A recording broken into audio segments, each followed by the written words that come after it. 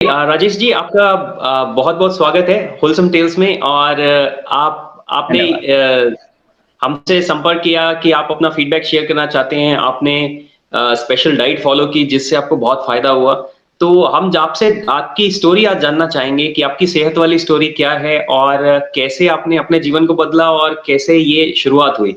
तो राजेश जी, सबसे पहले तो आपसे ये जानना चाहूँगा कि आप किस शहर से हैं? कहाँ से आप बिलॉन्ग करते हैं? थोड़ा अपने बारे में बताइए जी। सर, मैं राजेश कुमार आदित्य देव हूँ। पेशे से मैं प्राइवेट ट्यूशन्स लेता हूँ और मैं जमशेदपुर से हूँ, झारखंड से। ओके, ओके, नमस्कार। तो सर आप ये बताइए कि आपको किस तरह की प्रॉब्लम थी, क्या थी और कैसे कौन-सी डाइट के आप संपर्क में आए, कैसे आपकी ये शुरुआत हुई? तो थोड़ा उसके बारे में बताइए सर। जी, एक्चुअली मैं काफ़ी डरा हुआ था। वायरस का शुरुआत हुआ था हमारे भारत में। हुँ। ये करीबन फरवरी-मार्च की बात है। तो मुझे इतना डर लग गया था कि मैं जब बाहर सामान लाने के लिए जाता था, तो वापिस आके मैं चप्पलों को धोता था, इवन अपनी गाड़ी के पहियों को धोया करता था। इतना डर बैठा हुआ था मेरे पास। हाँ, हाँ। और उस डर को दूर करने के लिए डॉक्टर बियासी जी का जब मैंने वीडियोज़ देखा कि ये जस्ट नॉर्मल फ्लू है, तो फिर मैं इससे हटने लगा धीरे-धीरे। और उसी वक़्त से उन्होंने जो कहा कि ये कुछ नहीं है, नॉर्मल फ्लू है, जस्ट आप सिट्रस फ्रूट लीजिए और कुछ नहीं करना है आपको। तो मैंने सिट्रस फ्रूट लेना शुरू किया, जिसमें कि नींबू का पानी हुआ, मौसम्बी हुआ, मैं और मेरा परिवार लेता रहा और इस तरह से हम उसका पहला संपर्क में आए। अच्छा। तो इसके अलावा भी आपको कोई हेल्थ इश्यूज़ थे, आपके परिवार में हेल्थ इश्यूज़ थे जिसमें कि आपने ये डाइट इस्तेमाल की हो, डीआईपी डाइट जो आप रेफ़र कर रहे हैं बिसब्रुक जी की?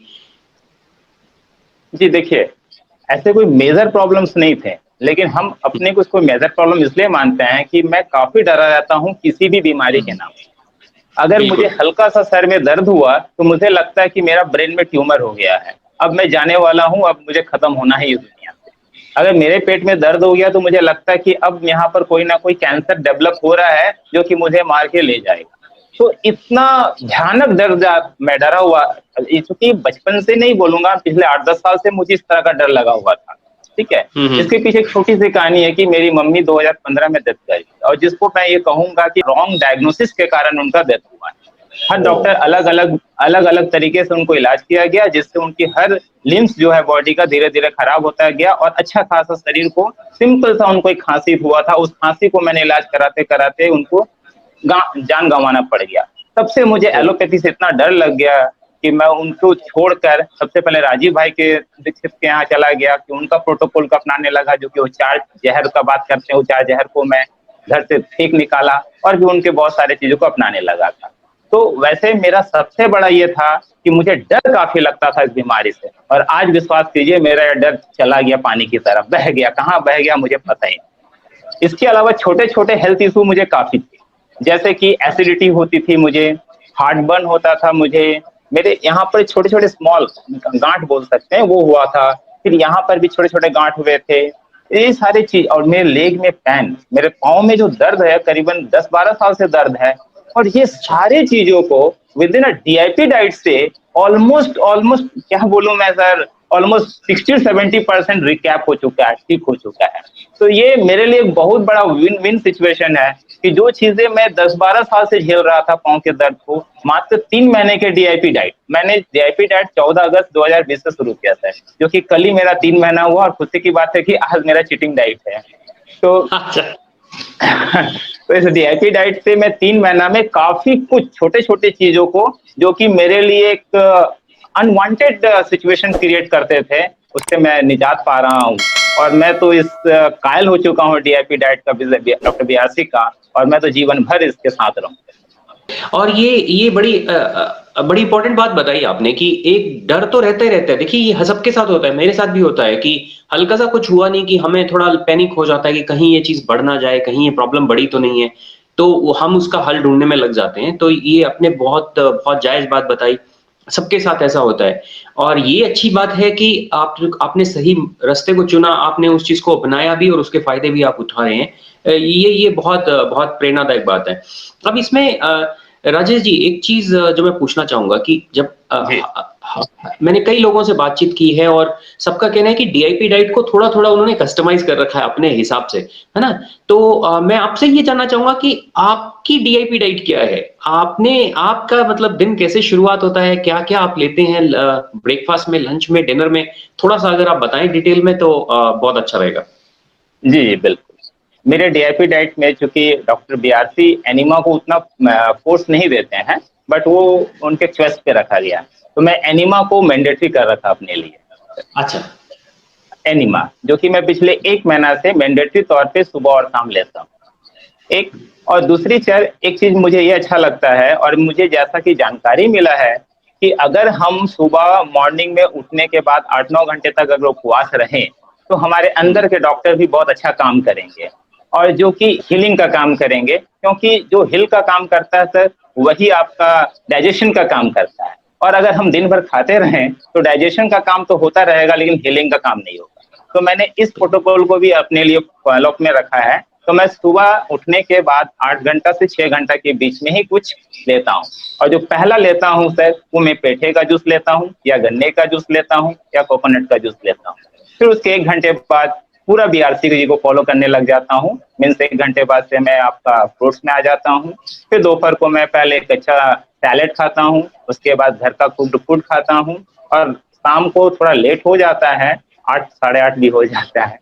तो चूँकि डॉक्टर बयासी तो 8 से पहले कहते हैं, इवन 7 बजे कहते हैं, लेकिन चूँकि हमारा रूटीन ऐसा है कि नहीं हो पाता है, तो वो लेकिन खाना वही खाता हूँ जो उनका कहना है। मीन्स और ये मैं मेजर करके ही खाता हूँ, अपने वेट के हिसाब से ही खाता हूँ और इस तरह से ये मेरा है और मैं चाय छोड़ चुका हूँ। मीन्स दूध का जो भी प्रोडक्ट है सर, वो मैं नहीं ले रहा हूँ और प्लस कोई भी पैक्ड फूड नहीं ले रहा हूँ और जैसा कि मतलब कि टोटल मैं डॉक्टर बीआरसी को फॉलो कर रहा हूँ, उनका ही हुँ। प्रोटोकॉल में हूँ। बस एडिशन और कस्टमाइज़ के तौर पे बस मैं यही कह रहा हूँ कि मैं एनिमा डेली ले रहा हूँ और प्लस आपका सुबह 8-9 घंटे का उपवास ले रहा हूँ। हुँ, हुँ। बहुत खूब और यही मैं जानना चाह रहा था क्योंकि क्योंकि देखिए क्या है कि हम कई तरह की अलग-अलग तरह की जानकारी लेते हैं और हर एक का अपना तरीका होता है और कस्टमाइज़ करना भी मेरे हिसाब से कोई गलत नहीं है उस चीज़ को। तो आपने जो ये इम्पोर्टेंट चीज़ बताई कि हम खाते बहुत हैं लेकिन बॉडी को डिटॉक्स करना भी ज़रूरी है और मेरे हिसाब से एनिमा लेना कोई गलत चीज़ नहीं है और ये मेरे हिसाब से डिटॉक्स करने का बहुत बढ़िया और आसान तरीका है एक्चुअली ये। तो जी, तो मैं भी अपने व्यूअर्स जो सुन रहे हैं हमें तो उनको भी मैं ये सजेस्ट करना चाहूँगा कि आपको अगर कोई भी क्रॉनिक प्रॉब्लम है या कुछ ऐसा प्रॉब्लम रहता है तो मेरे हिसाब से एनीमा करना एटलीस्ट कुछ पीरियड तक बाकी अपनी डॉक्टर की सलाह से आप चल सकते हैं लेकिन उससे आपका बॉडी डिटॉक्स बहुत जल्दी होता है। टॉक्सिन्स आपकी बॉडी से बहुत जल्दी ड्रेन होते हैं, उससे हीलिंग भी जल्दी शुरू होती है और आपकी बॉडी को बहुत सपोर्ट मिलता है उस चीज़ से। तो ये बहुत बहुत बढ़िया बात बताई आपने। वेरी सर नाइस मैं सर, वेरी बताऊँ सर मैं बताऊँ कि एनिमा में पिछले 1 महीने से ले रहा हूँ और मैं इतना लाइट माइट फ़ील कर रहा हूँ कि मुझे लगता है कि मेरे अंदर में जो भी बॉडी में टॉक्सिक्स थे, आज वो खाली हो चुके हैं। मेरा पाइप जो भी नली है जहाँ फूड पाइप है, वो सारा खाली हो चुका हुआ है। अब मैं जो डाल रहा हूँ बस वैसा ही वो फ्लो आउट होके निकल जा रहा है। मीन्स किसी तरह का कोई गंदगी नहीं लग रहा है कि अंदर में, ना मन में है, ना पेट में है, ना दिमाग में आता भी है कि कोई गंदगी अंदर होगी। जो कि पहले लगता था कि अंदर ज़रूर कुछ है जो कि मुझे फ़ील करा रहा है कि मेरे पेट में कुछ है। और आज मुझे ऐसा लगता है कि पेट नामक कोई चीज़ है ही नहीं मेरे पास। जो कि पहले लगता था अरे यार पेट में यहाँ क्या हो रहा, वहाँ क्या हो रहा? इस तरह अजीब-सा वो एक फ़ीलिंग्स हुआ करता था और आज बिल्कुल मुझे लगता है कि मेरा पेट है ही नहीं। हुँ, हुँ। नहीं, बहुत बढ़िया और जैसे अगर आपने बीएम हेगड़े साहब को सुना होगा तो उनका भी यही कहना है कि हेल्थ की सही डेफिनिशन क्या है? हेल्थ की डेफिनिशन भी यही है कि क्या हम अपने आप को खुश महसूस कर रहे हैं कि नहीं कर रहे? तो जी, ये अपने आप को खुश महसूस करना और स्वस्थ महसूस करना ही अपने आप में पूरा पूर्ण स्वास्थ्य है। तो बिल्कुल। आप बिल्कुल सही राह पर अग्रसर हैं सर और आपने जो अपना एक्सपीरियंस शेयर किया है मुझे उम्मीद है कि इससे बहुत लोगों को प्रेरणा तो मिलेगी, साथ में ये भी सोचने का मौका मिलेगा कि हम अपनी डाइट कैसे डिज़ाइन कर सकते हैं। अपने अपनी कंडीशन के हिसाब से, अपनी प्रॉब्लम के हिसाब से, अपनी थोड़ी बहुत सहूलियत के हिसाब से भी और जैसे विश्वरूप जी ने भी मुझे याद है एक इंटरव्यू हमने किया था इस साल के शुरू में और उसमें उन्होंने बताया भी था कि कभी-कभार देखिए अगर चीट भी कर लेते हैं तो बॉडी उस चीज़ को एडजस्ट कर लेगी और उसमें कोई नुकसान भी नहीं है। बच्चों के बारे में जैसे उन्होंने एक इंटरव्यू में मुझे बताया था, तो उसमें उन्होंने यही बताया कि बच्चों के लिए बच्चों को खाने दीजिए जो खाते हैं, लेकिन जो उनको सही खाना है आप वो ज़रूर दे दीजिए। तो वो अपने आप उस हुँ, चीज़ को बैलेंस करेगा और धीरे-धीरे बच्चों को भी आदत पड़ जाएगी। तो कहीं न कहीं तो ब शुरुआत करनी पड़ेगी सर, तो आपने जो शुरुआत की है वो बहुत अच्छी शुरुआत की है और मुझे पूरी उम्मीद है कि आप इसके और भी फ़ायदे उठाएँगे, जैसे आगे बढ़ेंगे और ये फ़ीडबैक शेयर करने के लिए बहुत-बहुत धन्यवाद। कोई और आप संदेश देना चाहेंगे हमारे बाकी व्यूअर्स को?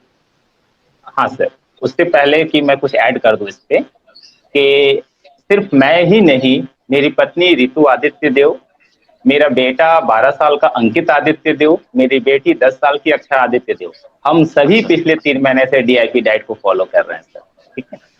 तो मुझे ये लगता है कि अगर एक फैमिली के तौर पे इस डीआईपी डाइट को फ़ॉलो करे, तो परिवार बड़ा सुखी परिवार रहेगा। क्योंकि अगर कोई एक सदस्य उस घर का करता है, तो वो सही तरीके से इस डीआईपी डाइट को फ़ॉलो नहीं कर पाएगा। कहीं न कहीं उसके साथ प्रॉब्लम या अड़चन आ सकते हैं। अगर पत्नी मान जाए, बच्चे मान जाए, तो बड़ा एन्जॉय करके इस डीआईपी डाइट को फ़ॉलो कर सकते हैं। और इसके अलावा मैं ये कहूँगा कि पिछले अगस्त से लेकर आज तक जो कि मुझे हर साल 2 या 3 बार सर्दी, खाँसी, फ्लू हुआ करता था। इवन मेरे बच्चों को हुआ करता था और आज हम लोग सर्दी, खाँसी लेस मतलब एन्जॉय कर रहे हैं कि किसी को पिछले मार्च से लेकर अभी तक ना सर्दी ना खाँसी हुआ सर। तो इस तरह से मैं ये कहूँगा कि जो लोग अपने आप को स्वस्थ रखना चाहते हैं और ज़िंदगी भर स्वस्थ रखना चाहते हैं, अगर वो डीआईपी डाइट को फ़ॉलो करे और अपने हिसाब से कस्टमाइज़ कर ले, वो जितना कर सके वो कर ले, तो बहुत ही अच्छी ज़िंदगी उनके पास आएगी।